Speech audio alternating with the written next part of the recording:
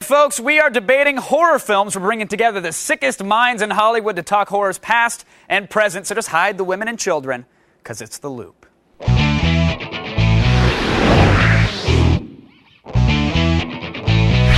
Before the break, we had a question, folks. We asked you, are horror movies today better than those in the 70s and 80s? And according to you, the viewers, 59% feel that horror movies from the past are actually better than horror movies present. Shocking. Joining us via satellite to help make sense of it all, of course, acclaimed horror director Rob Zombie is with us, Fangoria magazine columnist Ryan Turek, and horror director and aficionado Tim Sullivan. Gentlemen, welcome to The Loop. Rob, I'd love to start with you if we can, sir.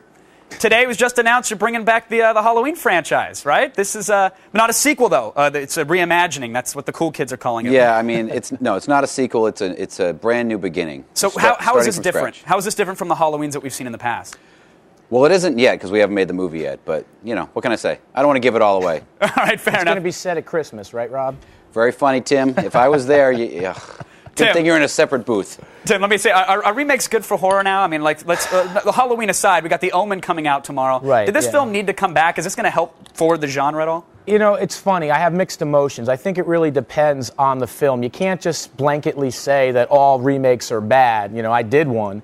But I think that there's so many stories in the world, and I think every generation has the same story retold in the language of that generation. So, you know, for me, I don't need to see an Omen remake. I'm very happy with the original, but I think there's a generation today that isn't familiar with the original and will dig it. You know, they'll dig the story, and if they stay true to it, you know, they'll dig it. So, Tim, what was your remake? What prompted you to go back and redo something? Well, it's funny. You know, I did a film called 2001 Remakes, 2001 Maniacs, which is a reimagining of 2000 Maniacs.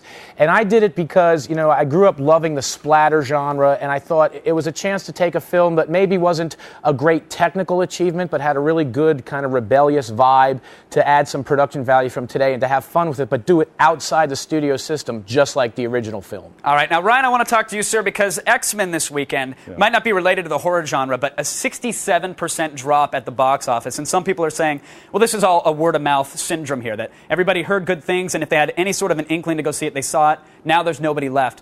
How important is word-of-mouth for something like The Omen? There's no consistency, Kev. I think X-Men made as much as it did its first weekend because everybody was waiting for the third chapter of the film. I think everybody who saw the film went that first weekend, and that's why there was a 66% drop.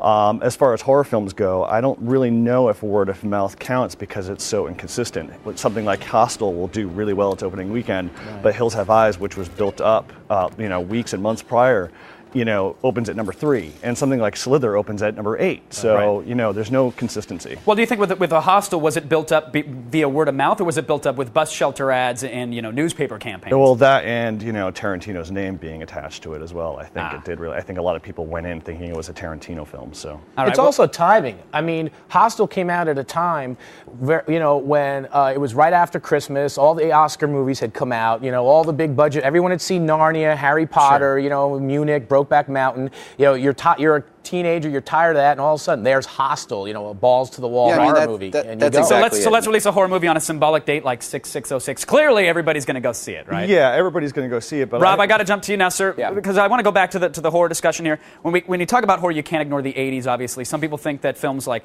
Nightmare on Elm Street, that they redefined the genre as a whole. Do you agree? Was there a particular difference? Hollywood came to the table and saw the dollars, whereas the 70s films were a lot of them were more guerrilla-made films made outside the system, but once people see gold in the hills, they definitely attack. Yeah, the Hollywood execs have eyes at that point. Yeah, right. Now, you said Hollywood came to the table, and Ryan, I want to ask, when they came to the table with Scream, kind of cashed in and just gave us nothing but copycats thereafter. Yeah, cookie-cutter horror films. Yeah, exactly. Tim, how do you, as an independent director, how do you compete with these big guys? Well, going off that last question, 2001 Maniacs was a direct response to movies like Scream, and I know you did last summer, and Urban Legend. I was really tired of the 90s, what I call cock tease movies. I want to see Michael Myers on the poster, Freddy Krueger, not some ingenue from whatever WB show happened to be on hiatus that week.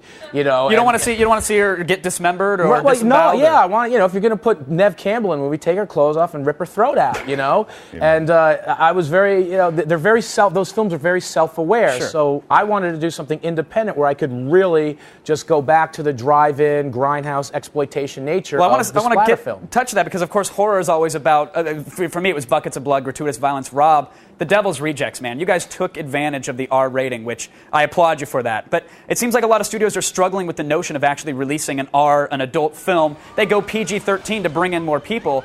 I mean, are the teenage girls fueling non-gore horror, or are they perhaps hurting the genre as a whole, or is it not an issue to you because you can make an R film if you want to? You're Rob Zombie. I mean, it's not an issue to me because, everyone just will do what they're going to do. I just think really, it becomes a matter of greed. And the way I look at things is everything can't be a $100 million blockbuster. Everything isn't made to be that movie. I mean, I know with a movie like The Devil's Rejects, if you make a dirty, violent, gritty movie with of that nature, it's not going to appeal to a mass audience. It can't. It wasn't made to, and I didn't want it to. I mean, it was the movie I wanted to make, and it wouldn't have gained anything by putting recognizable faces and getting a PG-13. In fact, it would have lost everything that it had.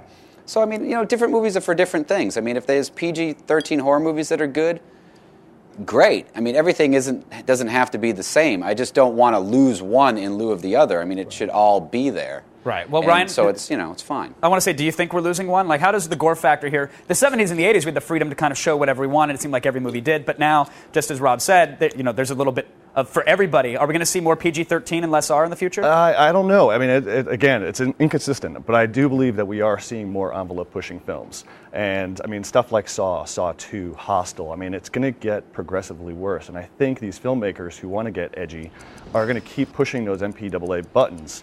And I heard recently that Saw 3 is really going to go all out. So it'll be interesting to see if there's any backlash from that. Because I think there's going to come a point where somebody's going to make a film so nasty that the MPAA is just going to hit the restart button and everybody's going to have to go back to scratch and make, pasteurized horror. Well, I'll still be in line for it, and I'll get it on DVD, of course. Gentlemen, thank you so much for joining us in The Loop today. It was an honor. Thank you to Ryan Turek, Tim Sullivan, thank you. And, of course, Rob Zombie. Everybody, Be sure to pick up Rob's latest album, Educated Horses, and this summer look for his concert, The American Witch Tour. For more info, of course, you can go to robzombie.com.